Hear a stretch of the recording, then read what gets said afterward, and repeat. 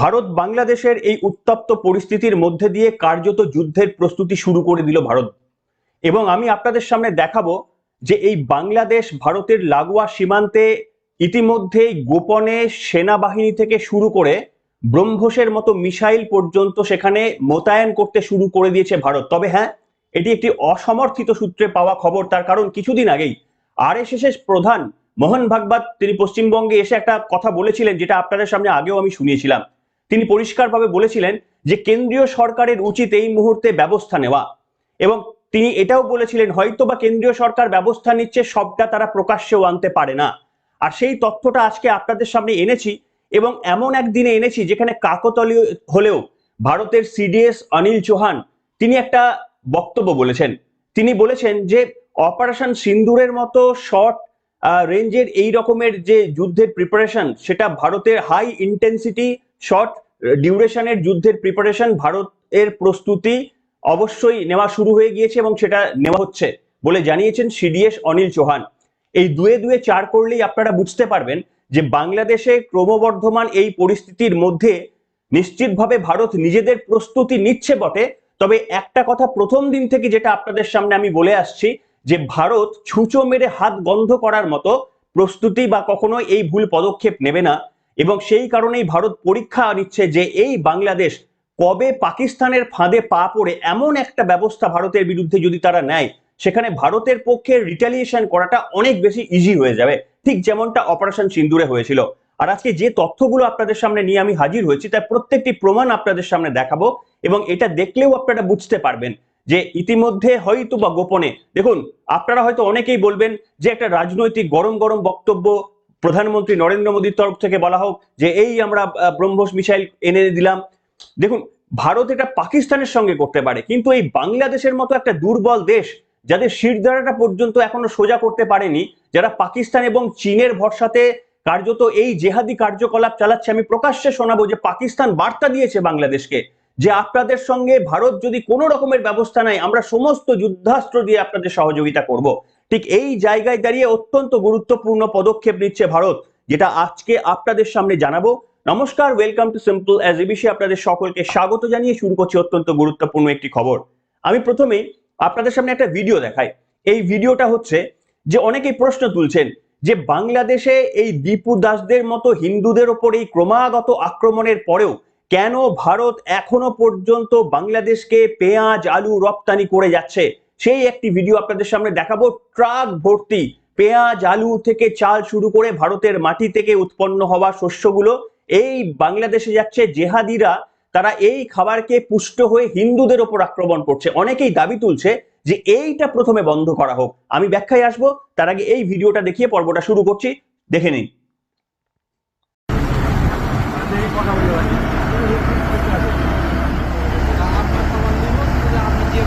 দেখলেন, নিশ্চিতভাবে আপনাদের মতামত লিখে জানাবেন যে আপনারাও কি চান যে প্রথম স্টেপ হিসাবে ভারতের অন্তত ভারতের মাটি থেকে উৎপন্ন হওয়া শস্য সামগ্রী বাংলাদেশে পাঠানো বন্ধ হোক। তার কারণ আমাদের চাল খেয়ে হিন্দুদের ওপর আক্রমণটা যেন বন্ধ হয়, এই পদক্ষেপটা অবশ্যই প্রথমে নেওয়া উচিত বলে যারা মনে করছেন কমেন্ট করতে পারেন।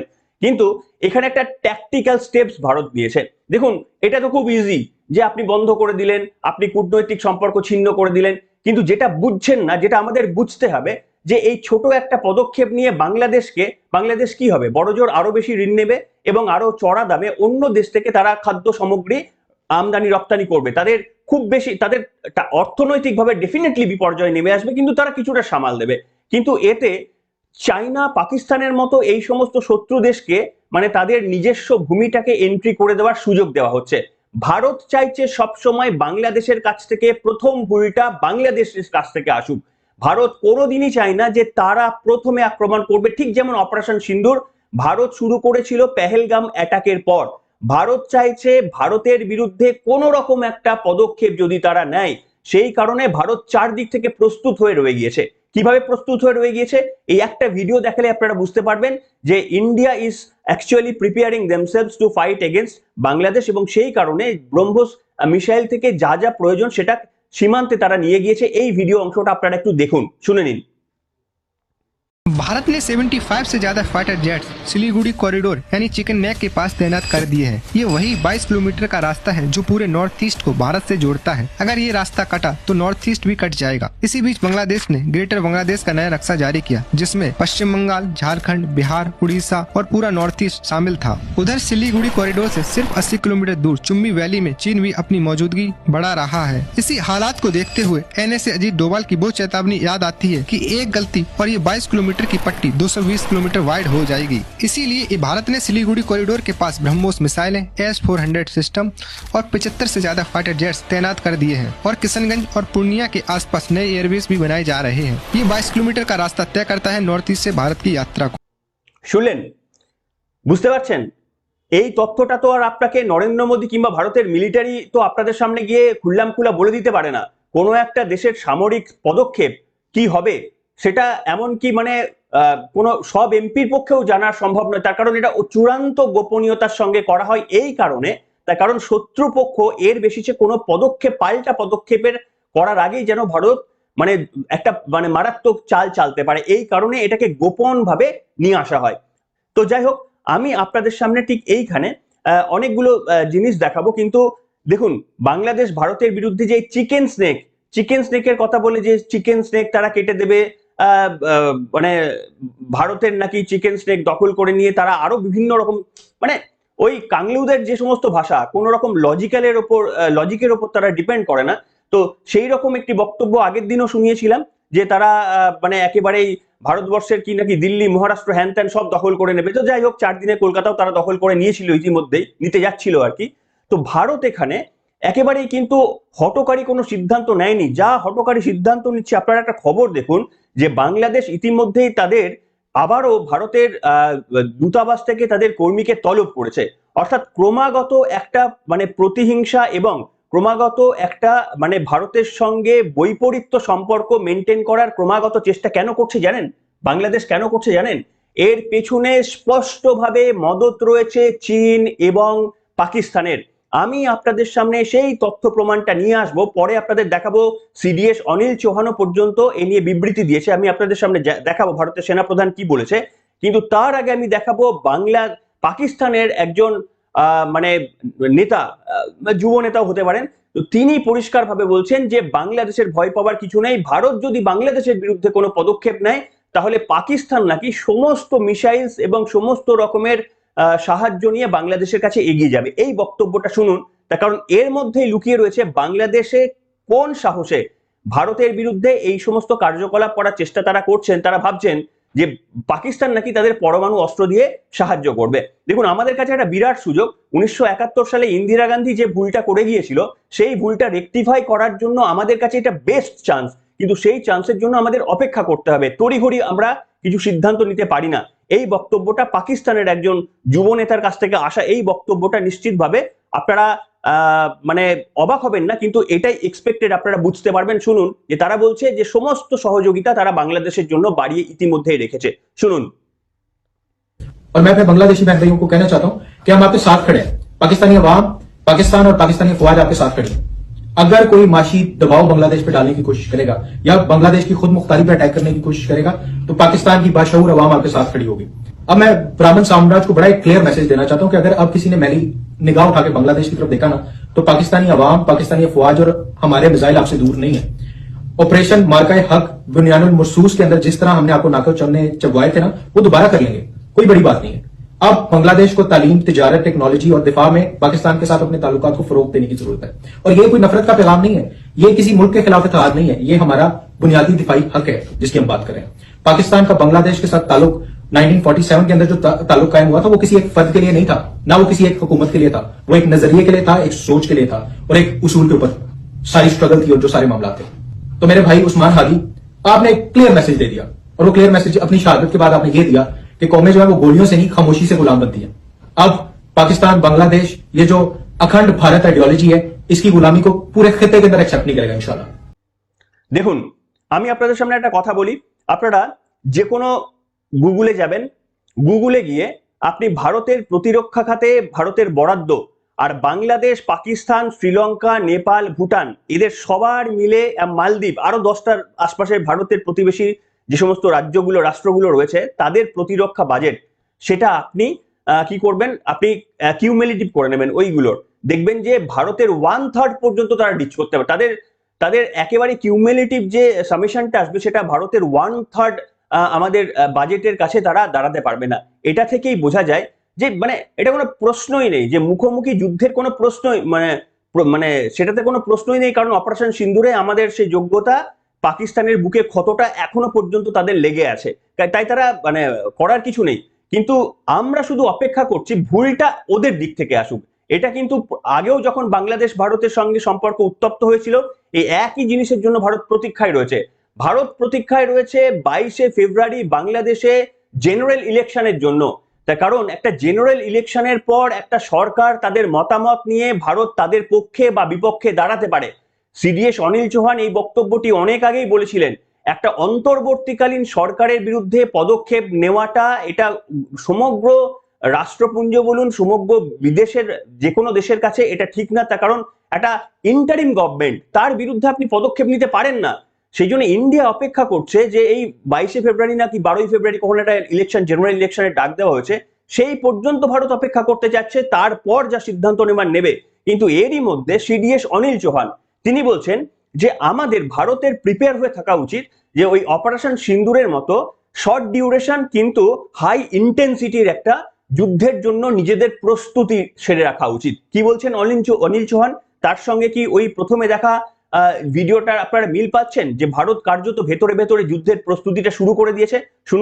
শুনুন আপনি, শুনে দেখুন যে অনিল চৌহান কি বলেছেন এই অংশে, শুনুন। Hence, in my view, we should be prepared to fight short duration, high intensity conflicts to deter terrorism, something like Operation Sindoor, that's one. Second, we should be prepared for a land-centric, long duration conflict because we have land disputes, yet try and avoid it. Third, we must exploit new domains and create asymmetry with our weaker adversary and yet not allow these asymmetries to be exploited by other nations. শুনলেন? আপনি মিল পাচ্ছেন?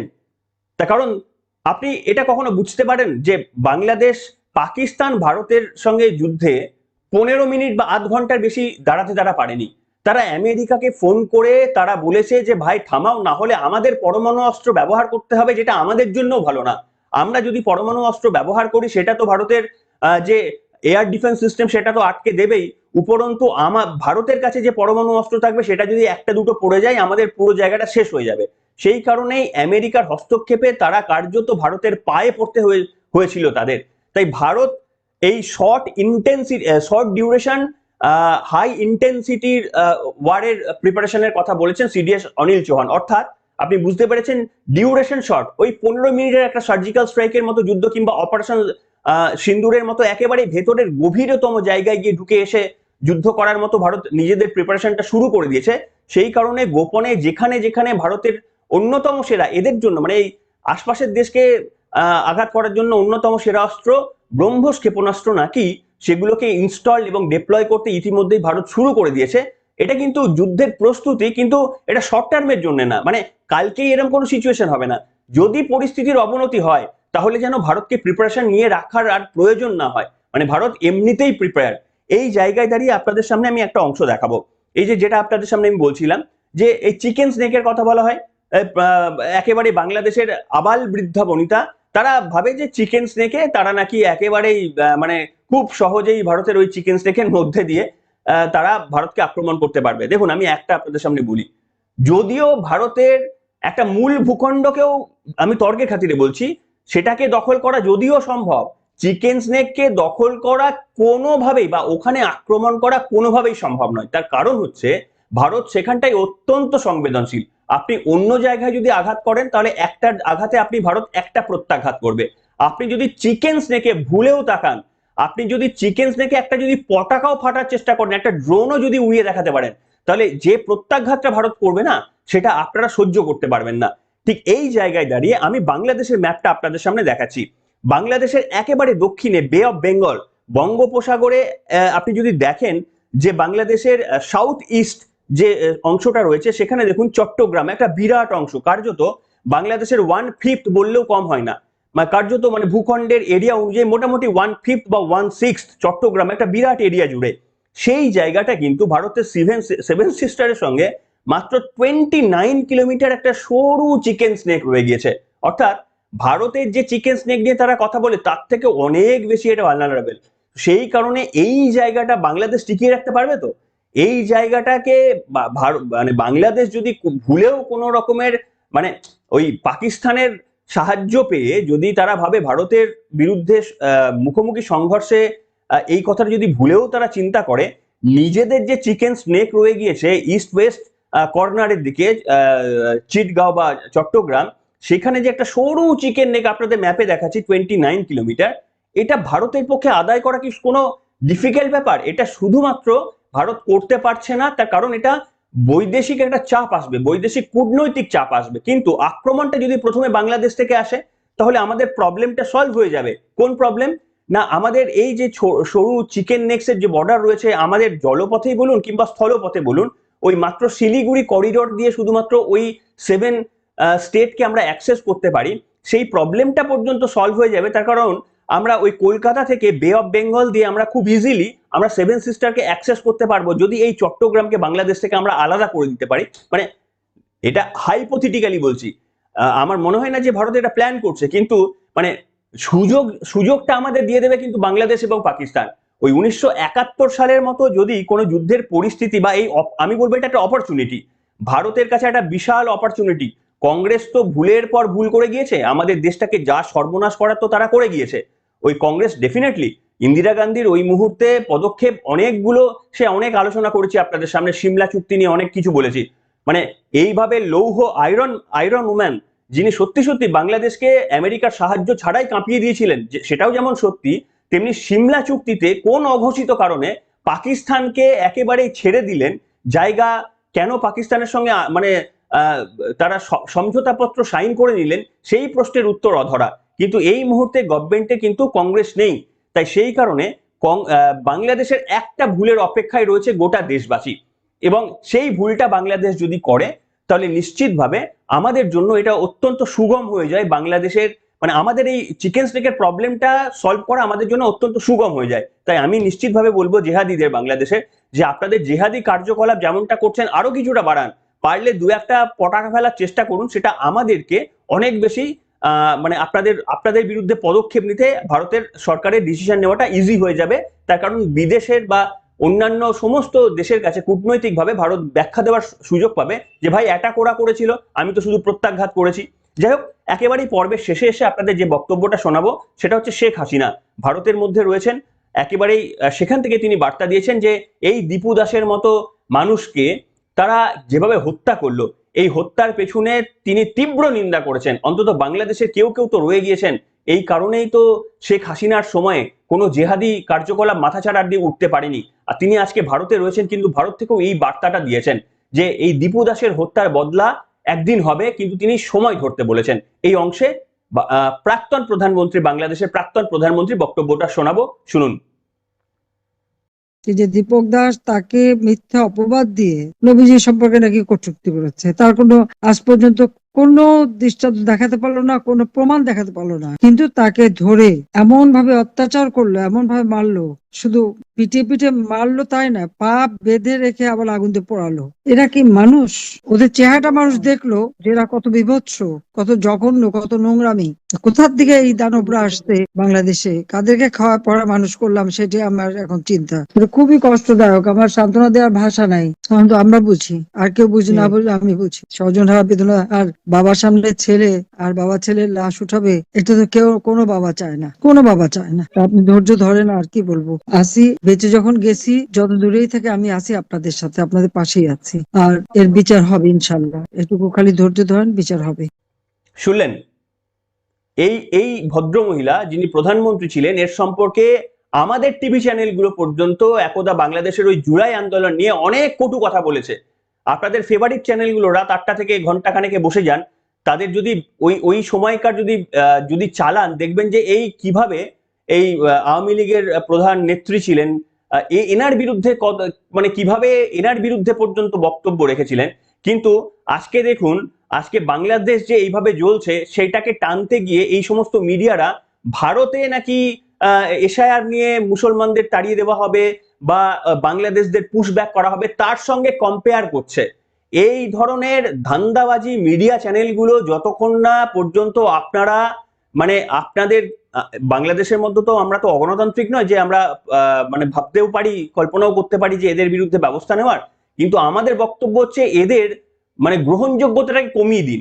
আপনারা তো এমনিতে যোগ্যতা কমিয়ে দিয়ে আমাদের মতো চ্যানেলকে সুযোগ দিয়েছেন, আমাদের চ্যানেলগুলো আপনারা দেখেন, কিন্তু এই সমস্ত ধান্দাবাজি চ্যানেলগুলো যারা তখন শেখ হাসিনার বিরুদ্ধে কথা বলছেন আজকে এই দীপু দাসের বিরুদ্ধে এই আক্রমণ শানাতে গিয়েও তারা কোথাও গিয়ে ভারতের কিছু কিছু ঘটনা টেনে এনে ব্যালেন্স করার চেষ্টা করছেন। তার কারণ আমাদের এখানকার পশ্চিমবঙ্গের রাজনৈতিক একটি দলকে তারা খুশি করতে চান। তৃণমূল কংগ্রেস এবং তার নেত্রী মমতা বন্দ্যোপাধ্যায়কে খুশি করার জন্য তারা কার্যত এই ব্যালেন্সের খেলা খেলছেন। দেখুন, একটা সত্যকে সত্য বলার সাহস যদি না থাকে, একটা খুনকে ঠান্ডা মাথায় খুন বলার যদি সাহস না থাকে, তাহলে এই ধরনের সাংবাদিকতা ধিকৃত। এনিওয়ে, আপনাদের মতামত লিখে জানাবেন। ভারতের এই পদক্ষেপ, আবার আমি বললাম যে পদক্ষেপ ভারত নিচ্ছে, সেটা ভারত শুধু প্রিপারেশন নিচ্ছে, তার মানে এই না যুদ্ধটা কাল থেকে শুরু হচ্ছে। যদি ওপার থেকে কোনো রকমের পদক্ষেপ নেওয়া হয় পাকিস্তান বা চীনের উস্কানিতে, তাহলে এমন যোগ্য জবাব পাবে যেটা আমাদের সেভেন সিস্টারের প্রবলেমটা সারা জীবনের জন্য সলভ হয়ে যাবে। আপনাদের মতামতের প্রতীক্ষায় থাকলাম। আপনাদের প্রত্যেকের কমেন্ট চাই, প্রত্যেকের মতামত চাই। এনিওয়ে, সবাই ভালো থাকবেন। এখনকার মতো এখানেই।